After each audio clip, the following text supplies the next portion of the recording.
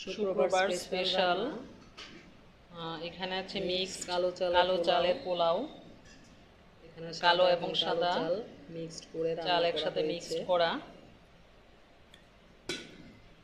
এখানে আছে দেশি মুরগির মাংস, ভুনা, আর আছে পেঁপের তরকারি অর্থাৎ সবজি আর কি, অর্থাৎ পেঁপে দিয়ে সবজি রান্না। এখানে আছে দেশি হাঁসের ডিম ভাজা, খাঁটি সরিষার তেল দিয়ে ভাজা, এবং সাথে আছে শুকনো কাঁচা মরিচ ভাজা, শুকনো মরিচ ভাজা, আছে লেবু, আর আছে কিছু শসা এবং অল্প পরিমাণে লেবু। এটা আমাদের আজকে দুপুরে শুক্রবার স্পেশাল রান্না। ধন্যবাদ সবাইকে।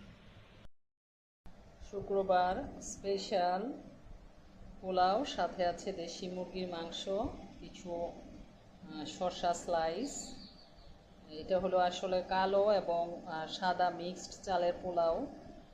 কালো চালটাকে আমরা সারা রাত ভিজিয়ে নিয়েছি এবং এটিকে আলাদাভাবে সিদ্ধ করে নিয়েছি।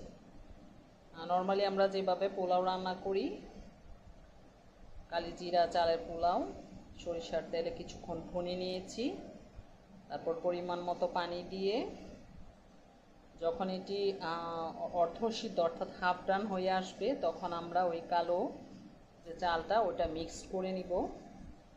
মিক্সড করে নিয়ে ভালোভাবে মিশিয়ে ঢাকা দিয়ে নিব এবং তৈরি হয়ে যাবে আমাদের মিক্সড সাদা এবং কালো চালের পোলাও। কালো চাল আমাদের স্বাস্থ্যের জন্য খুবই উপকারী, বিশেষ করে ওজন নিয়ন্ত্রণ, প্রেশার, ডায়াবেটিস সহ, মানে হাই কোলেস্ট্রল সহ আরও বিভিন্ন রোগের জন্য খুব উপকারী। এটি যেহেতু আমরা শুধু কালো খেতে পারছি না, তো ওইভাবে আমরা সাদা যে পোলাওয়ের চালটা আছে ওটার সাথে মিক্সড করে নিয়েছি। আর সাথে রয়েছে আমাদের দেশি মুরগির ভুনা।